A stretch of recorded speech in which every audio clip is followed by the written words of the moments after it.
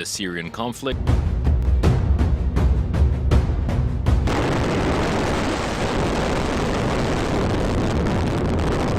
আসসালামু আলাইকুম, সবাইকে স্বাগত বিডি টাইমসের। ইসরায়েল এবং যুক্তরাষ্ট্রের সাথে এবার নতুনভাবে ভিন্ন রূপে ইরানের খেলা শুরু হয়েছে রাশিয়ার সহযোগিতায়। ইরান এবার খেলা শুরু করেছে সিরিয়া থেকে।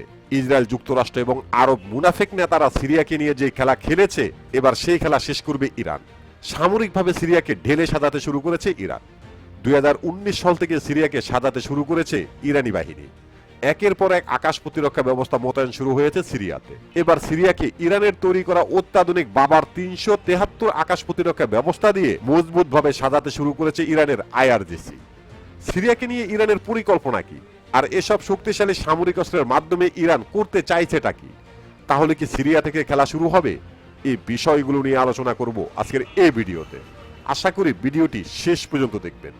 আর হ্যাঁ, প্রিয় দর্শক, আমাদের আগের চ্যানেলটি ক্ষতিগ্রস্ত হওয়ার কারণে আমরা এই নতুন চ্যানেলটি নিয়ে কাজ করছি, তাই আপনাদের সাবস্ক্রাইব এবং সহযোগিতা কামনা করছি।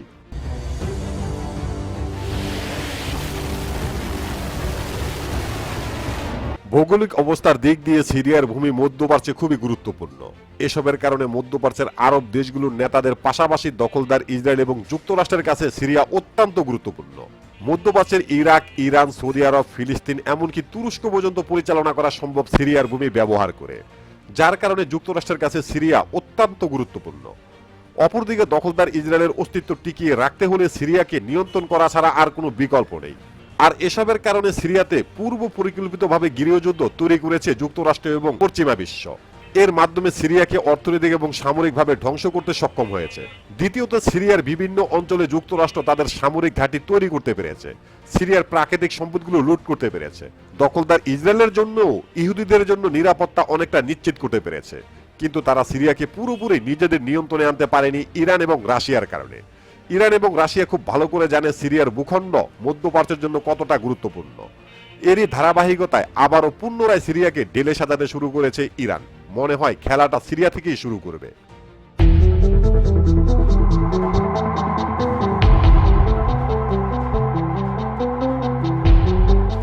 সিরিয়াতে যখন গৃহযুদ্ধ চলছিল, তখন সিরিয়াতে সবচেয়ে বেশি হামলা চালিয়েছে দখলদার ইসরায়েল।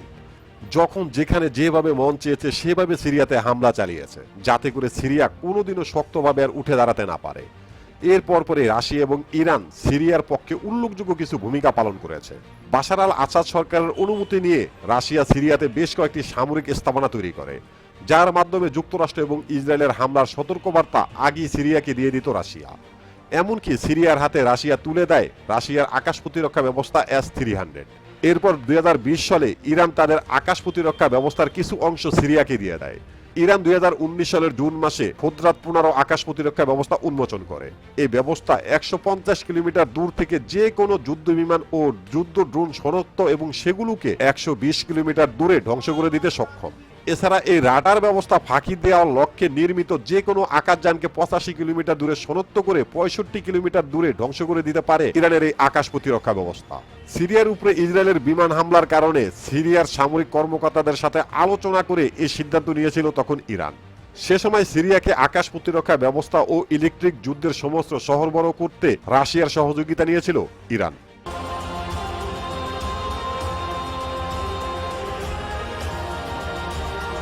যদিও তখন সিরিয়ার উপরে কিছুটা আক্রমণ কমিয়েছিল যুক্তরাষ্ট্র এবং দখলদার ইসরায়েল, কিন্তু বন্ধ করেনি। 2024 সালে যখন ইরান এবং ইসরায়েলের মধ্যে ভয়াবহ হামলা পাল্টা হামলার ঘটনা ঘটেছে, তখন নতুন করে আলোচনায় এসেছে ইরানের বাবার আকাশ প্রতিরক্ষা ব্যবস্থা, যার মাধ্যমে যুক্তরাষ্ট্র এবং পশ্চিমাদের প্রযুক্তিতে তৈরি করা ইসরায়েলের অত্যাধুনিক সামরিক অস্ত্রের হামলাকে সফলভাবে প্রতিহত করতে সক্ষম হয় ইরানের এই নতুন আকাশ প্রতিরক্ষা ব্যবস্থা বাবার 373। এরপর নতুন করে আলোচনা এলো ইরান তাদের এই অত্যাধুনিক আকাশ প্রতিরক্ষা ব্যবস্থার মাধ্যমে সিরিয়াকে ঢেলে সাজিয়ে তুলছে যুক্তরাষ্ট্র এবং ইসরায়েলের সাথে খেলার জন্য।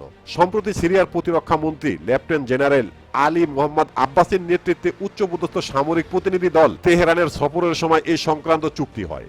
এরপর পরে ইরানের পক্ষ থেকে ঘোষণা দেওয়া হয়, যুক্তরাষ্ট্র দখলদার ইসরায়েলের মতো সন্ত্রাসীদের বিরুদ্ধে বহু বছরের যুদ্ধের পর সিরিয়াকে তার আকাশ প্রতিরক্ষা ব্যবস্থাকে দিয়ে ঢেলে সাজাতে হবে। এছাড়াও দেশটির যুদ্ধ বিমানগুলোর জন্য নিখুঁত বোমাও প্রয়োজন। ইরানের পক্ষ থেকে বলা হয়, এখন বর্তমানে সিরিয়ার যা কিছু প্রয়োজন তার সবকিছুর ব্যবস্থা করবে ইরান।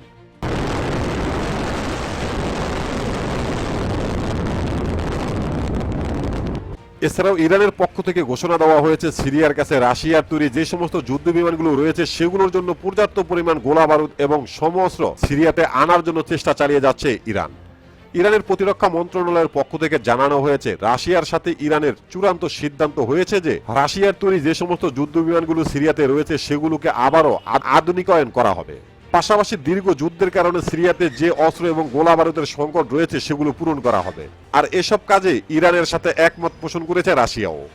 ধারণা করা হয় 2025 সালের জুন মাস নাগাদ ইরান ও রাশিয়ার এই প্রতিক্রিয়া সম্পূর্ণ হবে। সামরিক শক্তির দিক দিয়ে অন্য দেশকে মোকাবেলা করার পাশাপাশি অন্যের উপরে যেন শক্তভাবে আঘাত হানতে পারে ঠিক এমন ভাবে তৈরি করা হবে সিরিয়াকে। এর মাধ্যমে সিরিয়ার উপরে দখলদার ইসরায়েলের বিমান হামলা তো কমিয়ে যাবে, পাশাপাশি অবৈধভাবে সিরিয়াতে ঘাঁটি গেড়ে বসে থাকা যুক্তরাষ্ট্র সিরিয়া থেকে বিতাড়িত হতে বাধ্য হবে।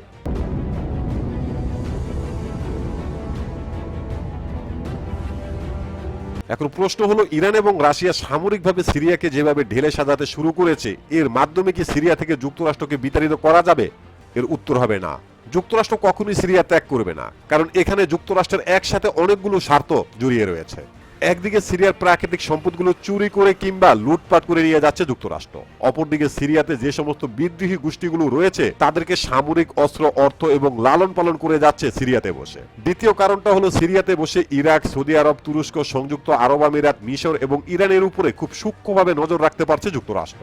সিরিয়ার মাটি যে কারণে যুক্তরাষ্ট্রের কাছে সবচেয়ে বেশি গুরুত্বপূর্ণ তার ভিতরে প্রথম কারণটা হলো দখলদার ইসরায়েলকে নিরাপত্তা দেওয়া। সিরিয়া, ইরাক, লেবানন সহকারে মধ্যপ্রাচ্যের একাধিক দেশে রয়েছে ইরানের অনুগত বেশ কয়েকটি মিলিশিয়া গোষ্ঠী, যাদের মূল টার্গেট হলো ইসরায়েলকে ধ্বংস করা। কিন্তু অধিকাংশ মিলিশিয়া গোষ্ঠীগুলো ইরাকের মাটি ব্যবহার করে ইসরায়েলের উপরে আক্রমণ করতে হয়। তাই ইসরায়েলকে রক্ষা করার জন্য যুক্তরাষ্ট্রের কাছে সিরিয়ার মাটি খুবই গুরুত্বপূর্ণ, কারণ যুক্তরাষ্ট্র খুব ভালো করে জানে ইসরায়েল শেষ হয়ে গেলে বিস্তর মধ্যপ্রাচ্য হারাতে হবে যুক্তরাষ্ট্রকে। তাই খুব সহজে সিরিয়া ত্যাগ করতে চাইবে না যুক্তরাষ্ট্র।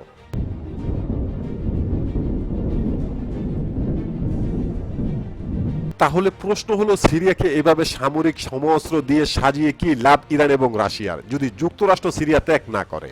এটা ইরানও খুব ভালো করে জানে যে যুক্তরাষ্ট্র খুব সহজেই সিরিয়া ত্যাগ করবে না। এরপরও তারা সিরিয়াকে সামরিক, অর্থনৈতিক এবং কূটনীতিকভাবে সম্পূর্ণভাবে তৈরি করছে একটি পরিপূর্ণ যুদ্ধের জন্য। ইরান খুব ভালো করে জানে মধ্যপ্রাচ্যে একটি বিস্তর যুদ্ধ অনিবার্য, আর ইরান চাইছে এই যুদ্ধের সূত্রপাতটা যেন সিরিয়া থেকে তৈরি হয়, কারণ এমনিতেই সিরিয়া ধ্বংসযজ্ঞ একটি দেশে পরিণত হয়েছে। সিরিয়ার আর হারানোর মতো কিছুই নেই।